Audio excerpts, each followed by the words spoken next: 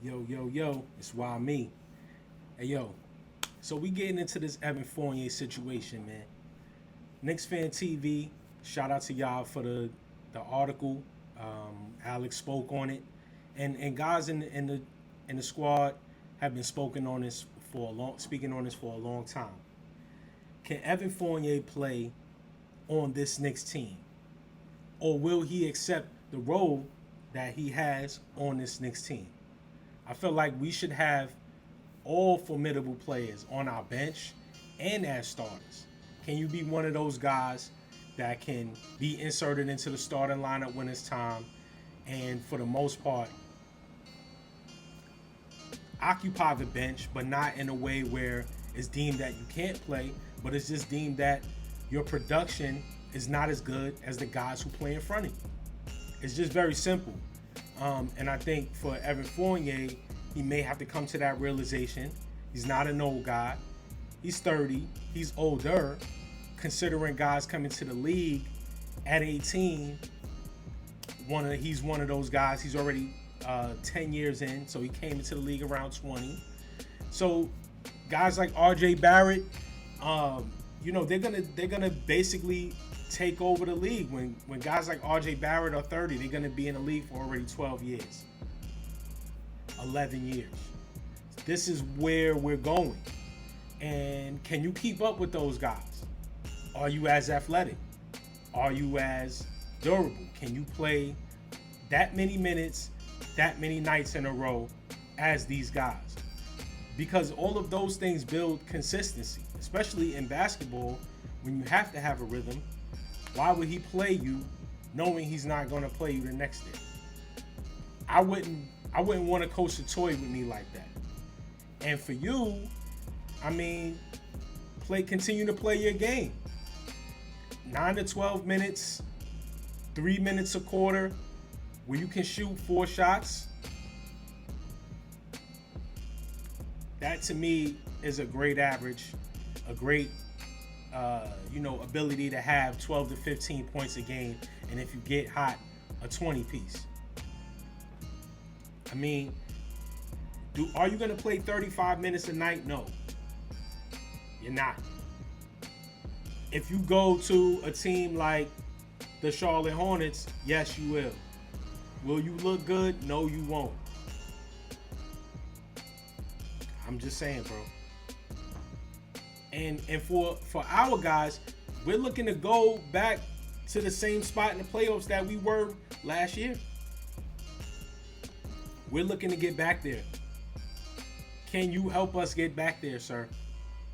Because right now, it looks like you're saying that you're better than RJ. It looks like you're saying that you're better than Quick. You're saying you could play ahead of Jalen Brunson. Dante DiVincenzo has now come in and shown, hey, look, I'm a 6'4 guy, 6'3 guy who can scrap, find an open man. I can do all those things. Hit the three if you need me to. Play against the best defender. Take charges. Draw fouls on offense. Draw offensive fouls while I'm on defense. That's what you're saying. You have to be able to do all those things. Right now, I would look for a guy like Evan Fournier to motivate the young guys, to motivate Deuce, show him where he needs to be on the court to be successful. It's obviously something that can work when, looked at it and focused on the right way. But where Evan Fournier is, I guess, in his career, he's thinking about maybe more of his exit over his influence. And for a guy like you, I wouldn't so much think about where I'm landing versus what I can do at this very moment in time. You're not going to start on a team ahead of a more experienced R.J. Barrett. Yes, you will start on a team with Alec Burke, Nerlens Noel, a young Mitchell Robinson, and Taj Gibson. Yes, you can start on a team like that. You will not start on a team with Jalen Brunson, R.J. Barrett, and Emmanuel Quickley on it, bro. And you won't get any more minutes than those three guys. Even I'll take a bad Emmanuel Quickly over a bad Evan Fournier. And Quickly hasn't shown any ill effects of injury or anything like that. Jalen Brunson, every now and again. RJ. These are horses. These guys can play every night and in very high tense situations. So you got to be able to wear that hat. And are you going to be that guy? I don't know, bro. I don't know. I really don't. But, you know, it's not up to me. It's up to the coach, obviously. The coach has already shown what his decision is. Going into the season, though, and to be fair, you're paying a guy like this $18 million. Team option next year is $19 million. You need to be able to play this guy and whatever situations that arise, because we're wasting money, wasting an investment on a guy who says he can play, and we're not giving him the opportunity. Let the guy play, let him get his off, and then we'll see where it goes. Because right now, we look like the team who controls assets but don't use them. And in all fairness to the coach, you got to come in there and do what the coach needs you to do. That whatever works for his coaching philosophy and even his coaching psychology. Do what needs to be done. It has to be a happy medium. Are there any coaches on the bench that are advocating for you? Is Johnny Bryant or Dice K, or are they advocating for you? Are they saying, no, this guy can play? Are they saying that? Because if they're not saying that, then you have no case. You got no leg to stand on. Is anybody from the team saying like, yo, put Evan, let him rock? Oh, nah, I'm gonna give up my spot so you can play. Let him rock. Is anybody from the team saying that? I'm not sure. I haven't heard anybody. But that's not taking away from your game. That's not saying you're trash. That's just saying, are you better than RJ? No. Are you better than Quick? No. Are you better than Brunson? No. Are you better than DiVincenzo?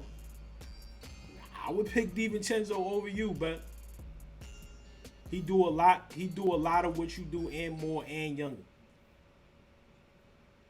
So now I'm looking out the window. And I'm like, where's he gonna land? Next year, it doesn't look like the team will choose an option if you keep discussing mutiny and your displeasure with how you're being used.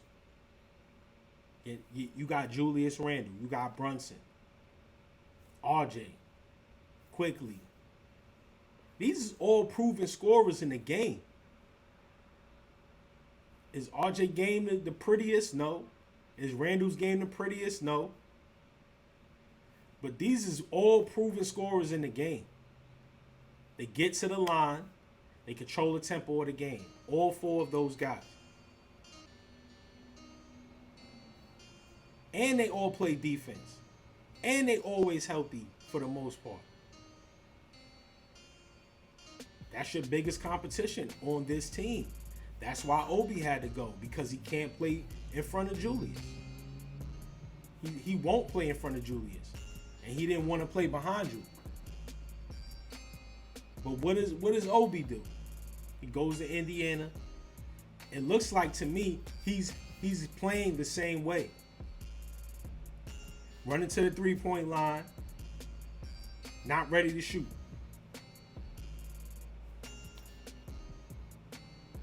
When you think about it, guy like Evan Fournier, guy like Obi, they should still be on our team. Not necessarily happy, but satisfied with how hard they may go in practice, because when the game comes, I'm wilding for these 9 minutes. Don't even look. I'm not even looking at the coach. I can shoot an air ball. I'm not even looking at the bench. Don't even say nothing to me. Because when I get in, I put my hat in practice. When I come into the game, don't say nothing. Because I'm playing D and I'm hitting my shots, or I'm going to the basket, or I'm going to the line. That's it. I don't want to hear nothing when I get into the game. I'm playing behind guys who shoot the ball at a high rate. So when it's mine, I'm feeling that same gap. I'm taking that same precedence. So don't say nothing to me when I get in. That's how I would give it up. I'm shooting on everybody. Just like that. I'm shooting on everybody. And you paying me. So what are we saying, bro? I'm getting my chips. So what are you saying right now? And we know you can play, bro. You're gonna eventually maybe show that somewhere else. Fine. And you got $18 million out the deal. We picked up that bum ass contract. All right, fine, bro. It should bygones should be what they are, because you got your bread and you left this situation without getting hurt, without any like worse or more adversarial health conditions than you started with, and you got paid for it. And you played on a team where you got high media exposure. So you got to say what you got to say, and that's that. You know what I'm saying?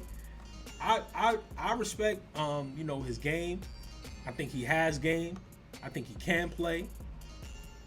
Will he play on a team like this? Is to be determined. Will he get starters minutes? No. But when you come in the game, like I said, them 6-7 minutes, I'm wilding. I'm shooting everything. All the shots that I shot in practice that you seen me shoot, I'm shooting those. I'm shooting all. It's gonna be like, it's gonna be real. I ain't playing, but I'm shooting all that. You know what I mean?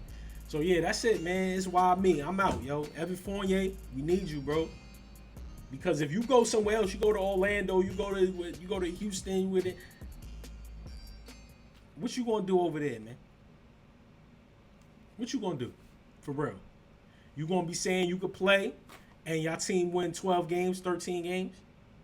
We going to the playoffs every year now, bro. That 18 million gonna look a lot more million-y once we start hitting them playoffs, B. You feel me, dog? Play a role, man. That's why me.